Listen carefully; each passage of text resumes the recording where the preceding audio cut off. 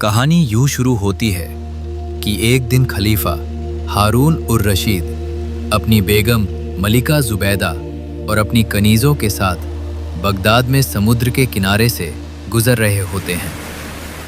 वहाँ वे बहलोल दाना को देखते हैं जो मिट्टी के छोटे छोटे महल बना रहा होता है।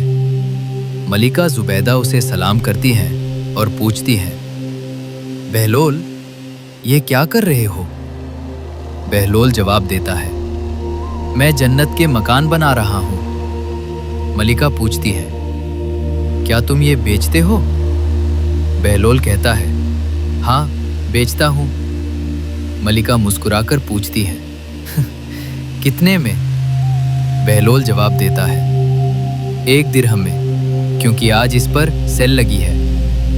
मलिका जुबैदा मुस्कुराते हुए अपनी कनीज को हुक्म देती है कि बहलोल को 1 दिरहम दे दिया जाए। बहलोल वो मिट्टी का महल मलिका के हाथ में रख देता है और कहता है, मैंने जन्नत का ये महल मलिका जुबैदा को बेच दिया। मलिका जुबैदा खुशी खुशी अपने महल वापस आ जाती है। उसी रात खलीफा हारून उर रशीद एक ख्वाब देखते हैं। ख्वाब में वे जन्नत देखते हैं जहां एक बहुत ही चमकदार और खूबसूरत महल होता है। वे फरिश्तों से पूछते हैं, ये शानदार महल किसका है? जवाब मिलता है, ये आपकी बीवी मलिका जुबैदा का है।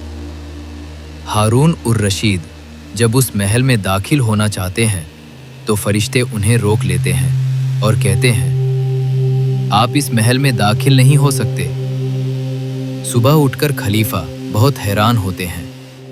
वे मलिका जुबैदा को बुलाकर अपना ख्वाब सुनाते हैं और पूछते हैं, आपने ऐसा कौन सा नेक काम किया है कि अल्लाह ने आपको जन्नत में इतना बड़ा इनाम दिया है? मलिका जुबैदा सादगी से बहलोल दाना को 1 दिरहम देने और मिट्टी का महल खरीदने का पूरा वाकया सुना देती हैं। ये सुनकर खलीफा फौरन बहलोल दाना की तलाश में निकल पड़ते हैं। वे उसे बाजार के एक कोने में बैठे पाते हैं जहां वो फिर से मिट्टी के महल बना रहा होता है। खलीफा सलाम करते हैं और कहते हैं, बहलोल, क्या तुम मुझे भी जन्नत का एक महल बेचोगे? बहलोल कहता है, हाँ, बेच दूंगा। खलीफा पूछते हैं, कितने में? बहलोल जवाब देता है, तुम्हारी आधी बादशाहत के बदले। ये सुनकर हारून उर रशीद हैरान रह जाते हैं और कहते हैं, कल तुमने यही महल मलिका जुबैदा को 1 दिरहम में बेचा था और आज मुझसे आधी सल्तनत मांग रहे हो।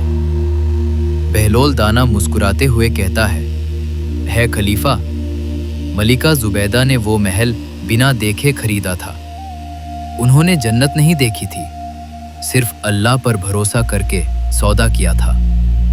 और तुम वो महल देखकर खरीदने आए हो। बिना देखे ईमान लाने की कीमत कुछ और होती है और देखकर ईमान लाने की कीमत कुछ और। ये सुनकर हारून उर रशीद को अपनी गलती का एहसास हो जाता है।